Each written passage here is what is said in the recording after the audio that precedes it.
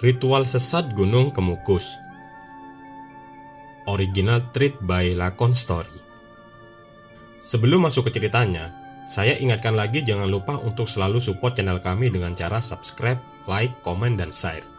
Subscribe gratis, like gratis, komen gratis, dan share gratis. Apa yang Anda pikirkan ketika kalian mendengar kata Gunung Kemukus? Benar sekali, pesugihan. Bukan hanya itu, mungkin pikiran kita juga akan seketika mengarah ke hubungan suami istri. Kenapa hal itu terjadi? Karena di Gunung Kemukus adalah sebuah kepercayaan masyarakat tentang sebuah ritual pesugihan yang mengharuskan pelakunya melakukan hubungan intim agar keinginannya bisa tercapai. Lantas, apakah semua itu benar-benar membuahkan hasil? Apakah benar bisa membuat kita menjadi kaya? Atau apakah cuma tempat prostitusi yang bersembunyi di balik sebuah nama ritual belaka? Sebelum kita menanggapi semua itu, hendaknya kita mendengar pengalaman dari salah satu rekan kita yang mengaku telah memenuhi semua persyaratan pesugihan yang ada di Gunung Kemukus, Jawa Tengah. Semoga dengan dibagikannya pengalaman ini bisa kita jadikan pembelajaran agar kita semua lebih berhati-hati lagi dalam menjalani hidup. Karena pada dasarnya, setan telah menipu kita semua dengan segala cara. Perkenalkan, namaku Adi. Aku adalah seorang karyawan di salah satu perusahaan yang ada di Jawa Tengah. Menjadi seorang karyawan yang sudah mempunyai kedudukan, tentu saja hal itu membuat hidupku sedikit lebih tenang. Karena selain semua kebutuhanku terpenuhi, kiriman uang kepada orang tua pun selalu lancar dan aman. Hal itulah yang akhirnya membuat kepulanganku selalu dirindukan. Karena aku pun tahu, kehidupan di kampung asalku memang bisa dikatakan sangatlah pas-pasan. Namun sayangnya, Tuhan berkehendak lain. Waktu itu perusahaan tempat aku bekerja tiba-tiba mengalami kerugian yang sangat besar. Karena pemimpin kami tersandung masalah yang membuatnya harus masuk ke dalam bui.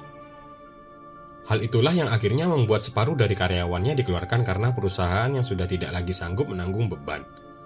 Dan aku adalah salah satu karyawan yang dikeluarkan. Saat itu aku memang sengaja tidak memberitahu orang tuaku di kampung. Karena selain aku tidak ingin membuat orang tuaku bersedih, waktu itu aku sudah berjanji akan membangun rumah orang tuaku seketika aku sudah pulang nanti. Tentu saja dengan dipecatnya aku, sempat membuat aku depresi dan hilang kendali. Bahkan waktu itu, aku juga sempat melakukan percobaan bunuh diri. Karena tekanan yang ada di hidupku seolah sudah tidak bisa aku lalui. Hingga akhirnya, aku pun bertemu dengan salah satu rekanku yang juga keluar dari perusahaan yang sama. Dan tidak kusangka, berawal dari obrolan kecil kami waktu itu, aku semakin terjerumus ke dalam jurang dosa yang hingga kini aku masih sangat menyesali.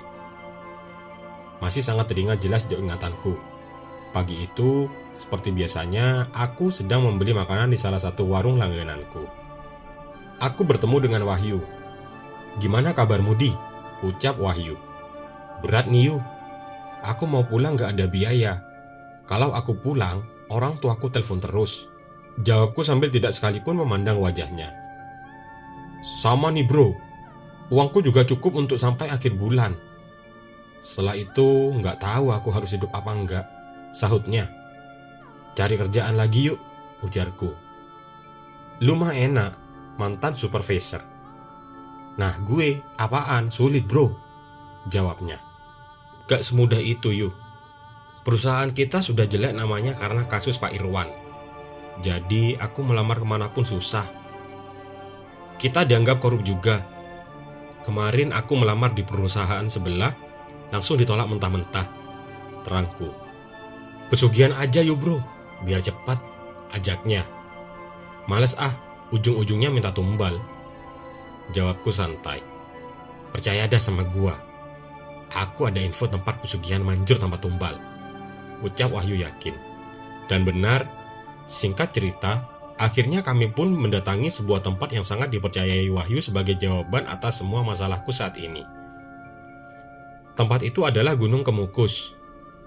Namun sayangnya, sesampainya aku dan Wahyu di tempat tersebut dan selesai melakukan ziarah, kami sempat kebingungan karena menurut juru kunci yang menjaga makam, di tempat tersebut tidak bisa digunakan untuk mencari pesugihan.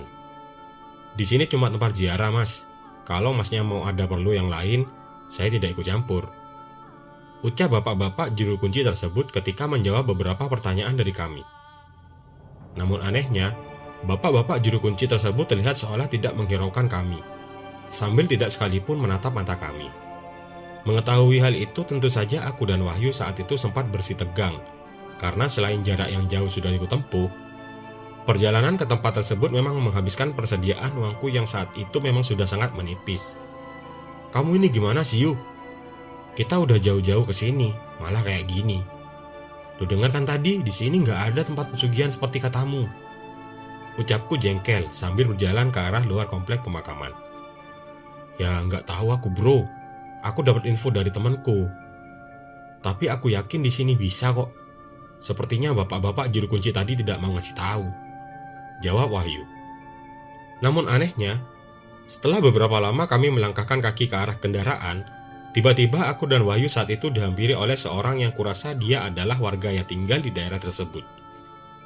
Mas, mau kemana? Teriak laki-laki parubaya tersebut. Mau pulang, Pak. Ada apa ya, Pak? Jawabku sopan. Pak, di sini kalau mau cari pesugihan di mana sih? Ucap Wahyu tanpa basa-basi memotong pembicaraanku. Mendengar hal itu, tentu saja aku seketika menginjak kaki Wahyu, seraya memberi tanda bila apa yang dilakukan adalah hal yang sangat tidak sopan. Aduh, apaan sih lu bro? Sakit tahu? Protes Wahyu. Hehehe, tenang mas. Maksud saya panggil masnya tadi juga ingin memberitahu tentang hal itu, ucap bapak-bapak tersebut tiba-tiba.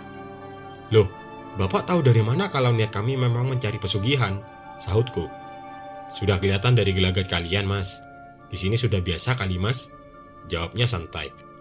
Dan singkat cerita, akhirnya kami pun diajak mampir ke salah satu warung kopi yang ada di sekitar komplek makam tempatku berziarah tadi. Dan setelah kami mendengar semua penuturan dari bapak-bapak tersebut, akhirnya aku pun mengetahui jika di tempat tersebut memang kerap digunakan sebagai tempat pesugihan. Dan yang paling membuat aku terkejut adalah salah satu ritual yang wajib dilakukan oleh para pencari pesugihan adalah melakukan hubungan intim dengan orang yang bukan pasangannya. Dan setelah memantapkan niat, akhirnya aku dan Wahyu pun berniat ikut melakukan semua ritual, dengan harapan agar keadaanku bisa menjadi lebih baik. Singkat cerita, kami pun mengikuti semua arahan dari bapak-bapak tersebut. Semua ritual kami lakukan dengan tidak ada satupun yang aku lewatkan. Bahkan saat itu aku memang benar-benar berhubungan badan dengan salah satu perempuan yang sepertinya sengaja disediakan bagi para pencari pesugihan sepertiku.